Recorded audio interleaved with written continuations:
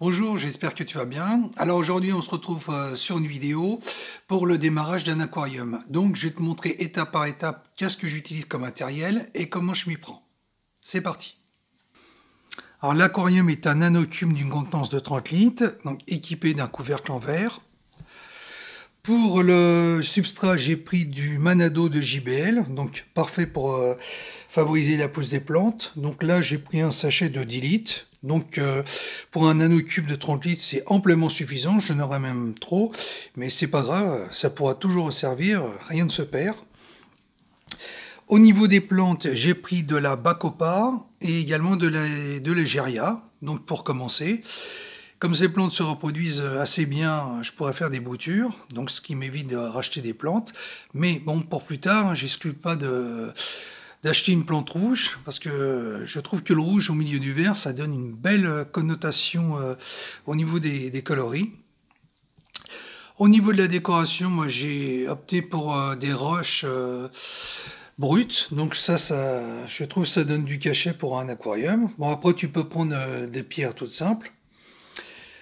Ensuite, pour le branchement électrique, alors là, il s'agira de prendre un thermoplongeur adapté. Donc moi, j'en ai pris un de 25 watts. Enfin, je l'avais déjà plus exactement dans mon stock. Donc pour une contenance de 30 litres, c'est parfait. Alors évidemment, il sera équipé d'un thermomètre, donc qui me permet de bien prendre la température. Ça, c'est très important aussi. Ça permet de situer la température, mais également d'intervenir en cas de forte chaleur, voire de canicule. Et également, j'ai des bactéries. Alors ça, les bactéries, c'est pas obligatoire. C'est-à-dire, soit tu mets les bactéries, 3 jours plus tard, tu peux commencer à mettre des poissons, des escargots, ou alors soit tu attends le fameux cycle des 3 semaines pour que le cycle de l'azote se mette en place. Donc c'est à toi de voir. Ah, j'allais oublier, pour le nanocube, il y a un filtre intégré. Tu vois, sur l'image, je vais te montrer. Voilà. Donc, parfait pour la filtration. Bon, pour l'éclairage, je ne l'ai pas encore, donc je vais mettre une lampe d'appoint. L'éclairage, j'ai passé commande pour recevoir une ROM Chihiro, donc je t'en dirai plus dans une prochaine vidéo. Et là, je vais procéder au montage de tout ça et on va voir ce que ça donne. Let's go! Alors, je vais commencer par sortir l'aquarium de son carton. Donc, lors de la phase de déballage, regarde bien si l'aquarium n'a pas de cassure ou de filure. Ça peut malheureusement arriver, mais ça reste rare. Donc ça, c'est plutôt dû à une mauvaise logistique du magasin. Donc, bien regarder avant qu'il n'en ait rien. Alors, on va commencer par le déballer. Donc là, tu peux voir la vitre qui se pose sur l'aquarium. Donc, c'est un nano-aquarium fermé. Ensuite, tu retires toutes les protections. Donc, en général, ça, c'est conséquent, ce qui est bon signe. Comme ça, au moins, en cas de choc, il est bien protégé. Et on va voir d'un peu plus près ce qu'il en est. Donc, je vais le basculer. Voilà. Et on va voir ce qu'il y a à l'intérieur. Donc, en général, tu trouves plusieurs pièces. Donc, déjà, là encore, il y a toujours des protections. Tu vas trouver aussi le filtre de l'aquarium. Donc, tu peux garder ou même utiliser un autre filtre, ou même de la pouzzolane, ou même filtrer sans filtre. C'est tout à fait possible. Voilà. Tu trouves aussi une notice explicative. Voilà. Et en général, tu peux avoir aussi un éclairage ou en plus, un thermoplongeur. Donc ça, c'est suivant le type d'aquarium que tu as acheté et des options qui sont comprises avec. Moi, ça comprend juste l'aquarium et la filtration. Donc, on va enlever le film plastique pour voir ce qu'il en est. Donc, comme tu vois, au fur et à mesure, c'est un très joli aquarium, je suis très content. Il existe en blanc ou en noir. Moi, j'ai pris blanc parce que ça se marie avec tout. Et en même temps, je le trouve assez sobre. Donc, dessus, je suis très content de mon achat. Et en plus, les bords sont complètement biseautés. Donc, complètement, et ça évite les coupures. Alors ensuite, je vais installer l'aquarium sur un meuble suffisamment solide. Donc, soit un meuble aquarium que tu as acheté, soit même un meuble personnel que tu peux utiliser. Mais dans ce cas-là, il faudra bien le renforcer. Parce qu'avec toute la flotte et les décors, l'aquarium va peser assez lourd. En général, pour avoir le poids total de l'aquarium, faut que tu multiplies la contenance par un 5. Donc 30 litres fois un 5, ça fait 45 litres.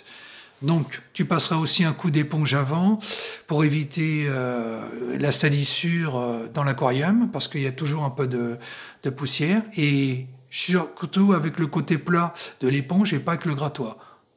Ensuite, je lave bien les roches qui sont complètement couvertes de sable. Donc pour ça, je les passe sous l'eau chaude et je frotte énergiquement avec une éponge. Et surtout, je les rince plusieurs fois pour bien les débarrasser de tout le sable qu'elles peuvent contenir. Alors je vais commencer par verser le substrat dans l'aquarium. Normalement, il est recommandé de le rincer à l'eau chaude, comme mentionné sur l'étiquette. Donc moi, je ne le fais pas. Je mets tout carrément dans l'aquarium.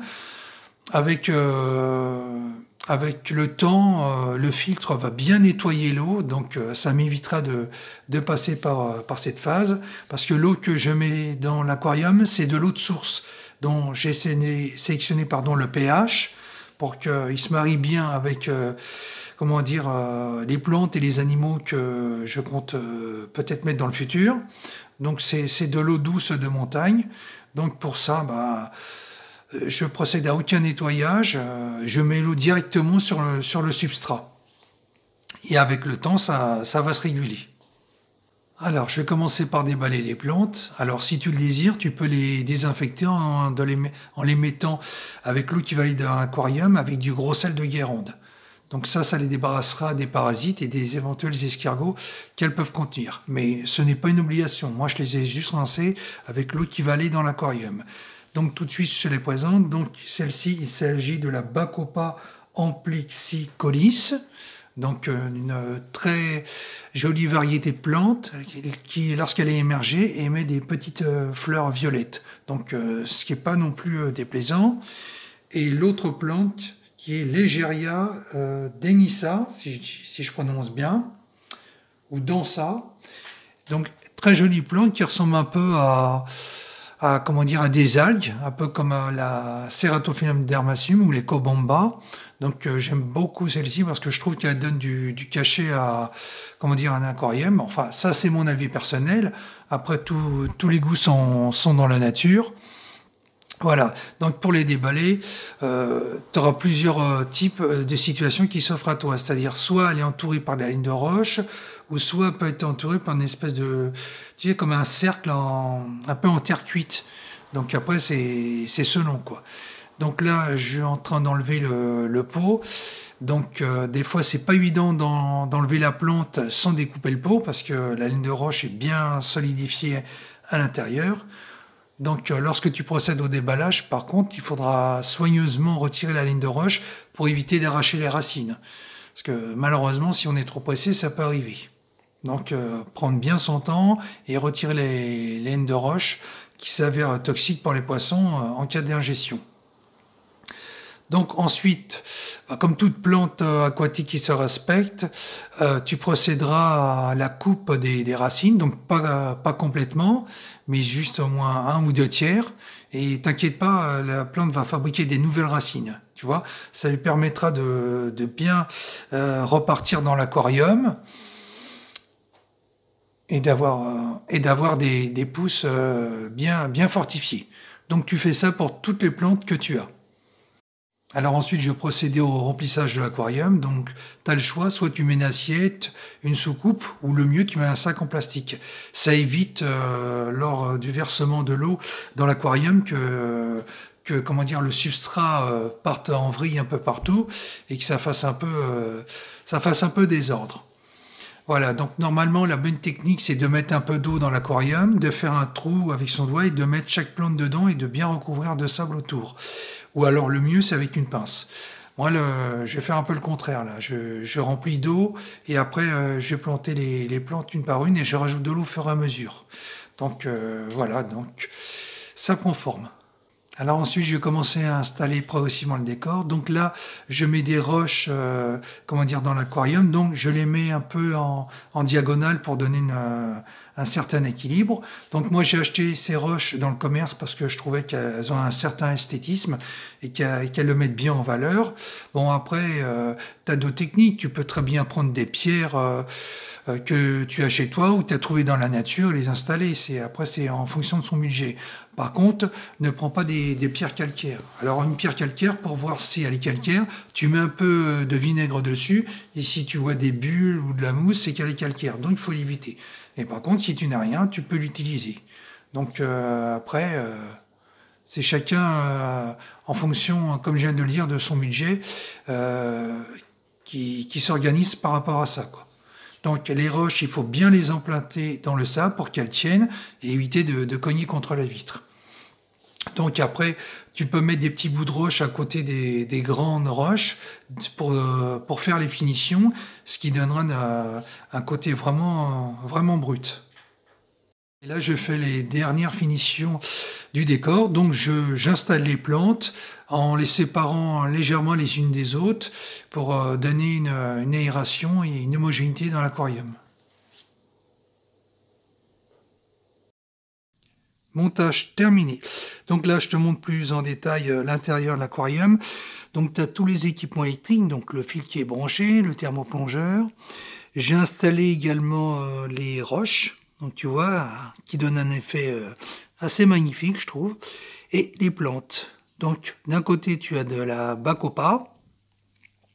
Et de l'autre côté, tu as de l'égéria. Donc qui ressemble un peu à une halle, tu vois, et je trouve que ça rend vraiment bien à côté des blocs rocheux, là, ça donne vraiment une impression un peu comme si tu étais sur une rivière, tu vois. Donc j'ai essayé d'accommoder ça au mieux en créant un dénivelé, ça donne plus d'impact, puis ça donne une très belle perspective. Voilà, bon, et également le thermomètre, hein, ça c'est très important pour avoir bien le contrôle de la température. Donc, bon, pour l'éclairage, j'ai pas encore mis d'éclairage digne de ce nom, mais là j'ai fait une commande d'une lampe Chihiro, donc ça fera l'objet d'une prochaine vidéo. Voilà, donc là, je suis en train de le laisser tourner, donc l'eau est légèrement trouble. Donc bon, ça c'est pas un problème, hein. Avec le filtre en action, l'eau va s'éclaircir.